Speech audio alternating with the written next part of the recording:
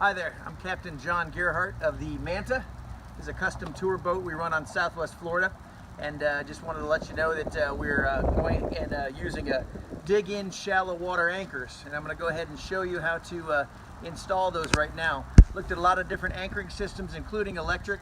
Electric to me was too costly, too expensive, too many potential broken parts, too much weight in the back of the boat, 75 to 80 pounds per. And I wanted to do double rear anchors on this boat since we have passengers usually sitting in the front when we tour. So went ahead and looked at a lot of different systems, and there are a lot of good systems out there. I feel like Mike Grady, who developed the dig-in anchors, has probably got the most versatile shallow water pole anchoring systems that are out there, and also the ones that allow you to get away with having the least amount of holes in your boat, which for any boater, I think that's an important thing. So let's walk down the side of the Manta. This is a 26-foot Calcutta. Made by Calcutta Marine and Steve Ellis, unique design. It's a catamaran hull boat, and great fishing boat and great charter boat. So we're SeizeTheDaysCharters.us, and want to go ahead and show you this system, which is the dig-in anchor, shallow water anchor system. Now this is the stern drive unit, the stern unit that attaches with no problem. A lot of the units attach by screwing holes into your transom, which nobody wants to do that. Mike developed a very unique system. Others have kind of copycatted since then, but I think Mike has got the best product. Some of the other products out there that do utilize the engine bolts are two-part, not as strong in my opinion. This is a welded aluminum bracket that has a sleeve in there that has a polyurethane coat, and it's very strong and very smooth for application. So I'm going to show you how to do this. What you do is you just get a ratchet and a crescent wrench would be fine, and you want to take your nuts off.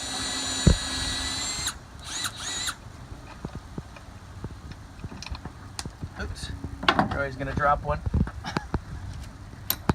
And just hang on to your nuts and your washers. And then what you're going to do is tap the bolt backwards out without harming the threads.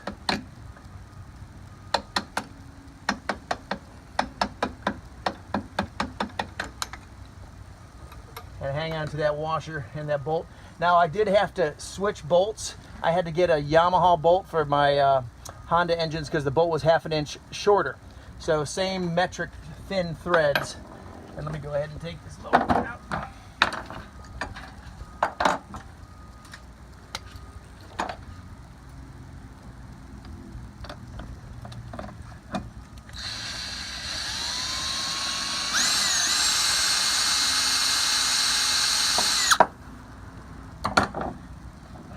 Alrighty.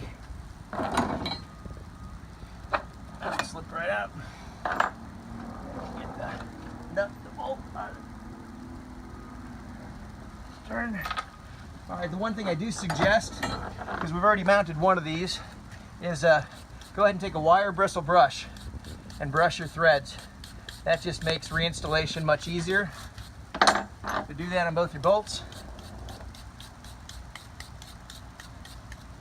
Get those threads nice and clean, and you'll have a much easier time installing.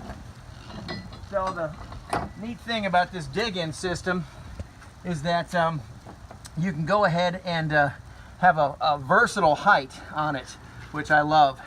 So you're going to go ahead and install like that.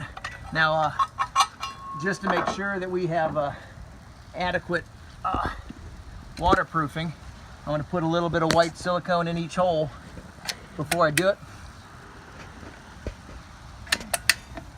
And when I push it through the back, I'll wipe it off before I screw those together. Alrighty, so this is the first bolt we're going to go ahead and put in, and we actually put this one in backwards on this boat. So push that silicone through a little bit and then go back out the other way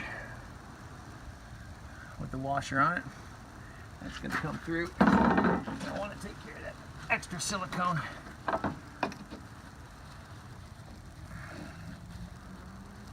As it comes out.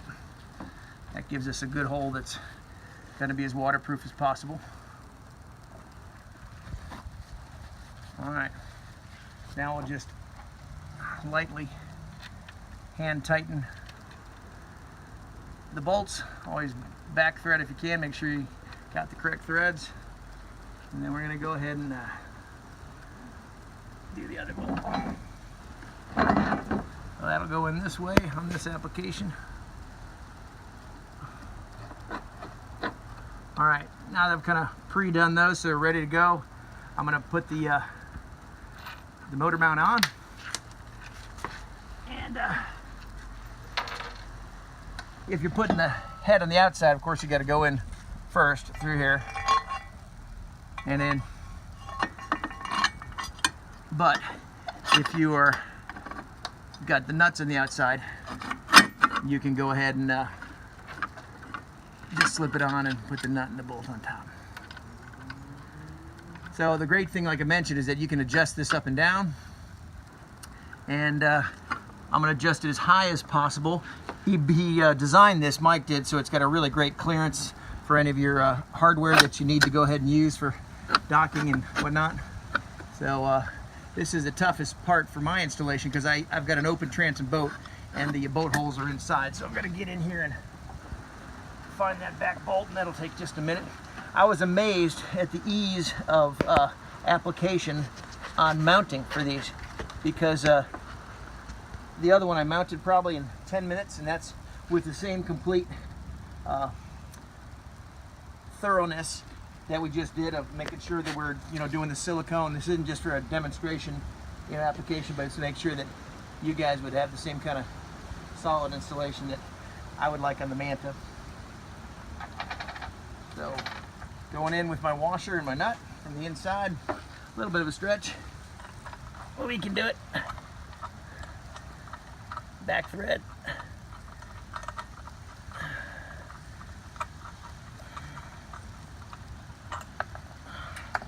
Oh.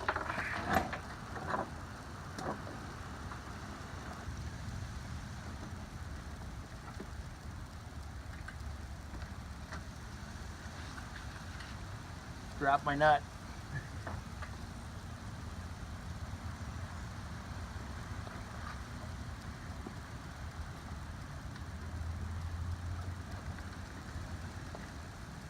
Why don't you pause that, baby, so I can find this.